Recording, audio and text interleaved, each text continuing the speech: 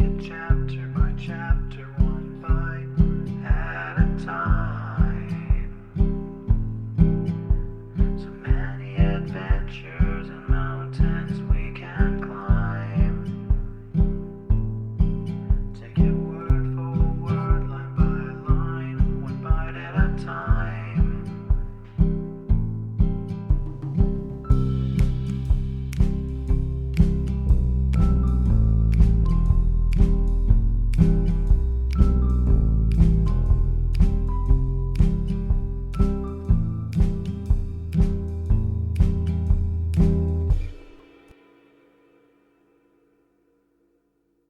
Welcome to Bite at a Time Books, where we read you your favorite classics one bite at a time. My name is Bree Carlile, and I love to read, and wanted to share my passion with listeners like you. If you want to know what's coming next and vote on upcoming books, sign up for our newsletter at biteatatimebooks.com. You'll also find our new t-shirts in the shop, including podcast shirts and quote shirts from your favorite classic novels. Be sure to follow my show on your favorite podcast platform so you get all the new episodes. You can find most of our links in the show notes, but also our website, biteatatimebooks.com, includes all of the links for our show, including to our Patreon to support the show, and YouTube, where we have special behind the narration of the episodes. We're part of the Bite at a Time Books Productions Network. If you'd also like to hear what inspired your favorite classic authors to write their novels, and what was going on in the world at the time, check out the Bite at a Time Books Behind the Story podcast, wherever you listen to podcasts.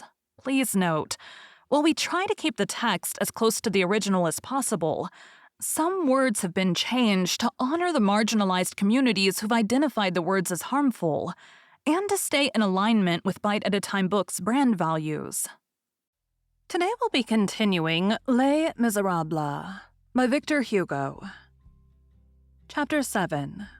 Some Silhouettes of This Darkness. During the 6 years which separate 1819 from 1825, the prioress of the Petit Picpus was Mademoiselle de Blumer, whose name, in religion, was Mother Innocente.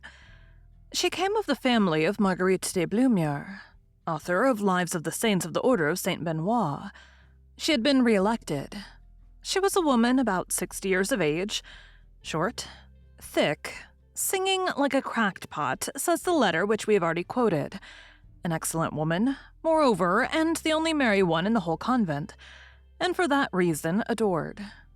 She was learned, erudite, wise, competent, curiously proficient in history, crammed with Latin, stuffed with Greek, full of history, and more of a Benedictine monk than a Benedictine nun. The sub-prioress was an old Spanish nun, Mother Cineres, who was almost blind. The most esteemed among the vocal mothers were Mother St. Honorine, the treasurer, Mother St. Gertrude, the chief mistress of the novices, Mother St. Ange, the assistant mistress, Mother Annunciation, the sacristan, Mother St. Augustine, the nurse, the only one in the convent who was malicious, then Mother St. Milktilde, Mademoiselle Gauvain, very young and with a beautiful voice, Mother des Agnes, Mademoiselle Drouet, who had been in the convent of the Filles-Dieu, and in the convent du Trésor between Gisors and Magny, Mother St. Joseph, Mademoiselle de Cageludo, Mother St. Adelaide, Mademoiselle d'Auvernay, Mother Misericorde, Mademoiselle de Cifuentes, who could not resist austerities, Mother Compassion, Mademoiselle de Militaire, received at the age of 60 in defiance of the rule and very wealthy, Mother Providence, Mademoiselle de la Dinerie,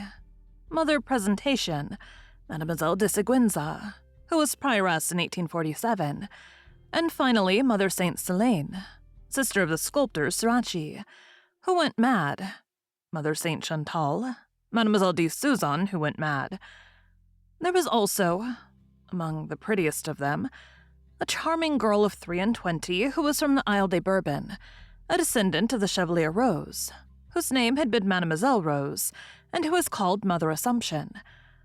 Mother Saint Mactilde, entrusted with the singing and the choir, was fond of making use of the pupils in this quarter. She usually took a complete scale of them, that is to say, 7 from 10 to 16 years of age, inclusive of assorted voices and sizes, whom she made sing standing, drawn up in a line side by side according to age, from the smallest to the largest. This presented to the eye something in the nature of a reed pipe of young girls, a sort of living panpipe made of angels. Those of the lay sisters whom the scholars loved most were Sisters Euphrasie, Sister St. Marguerite, Sister St. Marthe, who was in her dotage, and Sister St. Michael, whose long nose made them laugh. All these women were gentle with the children. The nuns were severe only towards themselves. No fire was lighted except in the school, and the food was choice compared to that in the convent. Moreover, they lavished 1,000 cares on their scholars. Only when a child passed near a nun and addressed her, the nun never replied. This rule of silence had had this effect, that throughout the whole convent, speech had been withdrawn from human creatures and bestowed on inanimate objects. Now it was the church bell which spoke. Now it was the gardener's bell, a very sonorous bell placed beside the portress of which was audible throughout the house, indicated by its varied peals, which formed a sort of acoustic telegraph, all the actions of material life which were to be performed and summoned to the parlor in case of need. Such or such an inhabitant of the house. Each person and each thing had its own peal. The prioress had 1 and 1.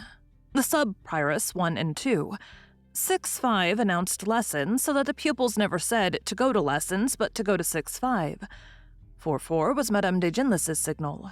It was often heard, c'est le diable quatre. It's the very deuce, said the uncharitable.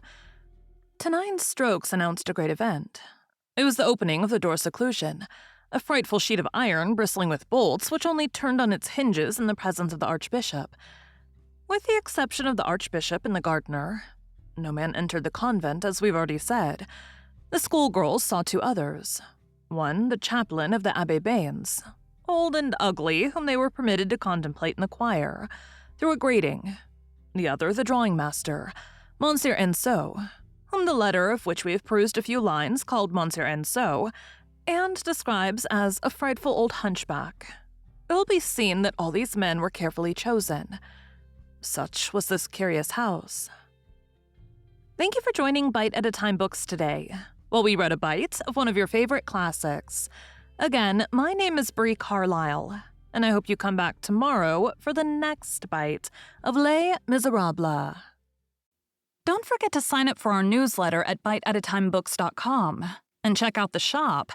You can check out the show notes or our website, biteatatimebooks.com, for the rest of the links for our show. We'd love to hear from you on social media as well.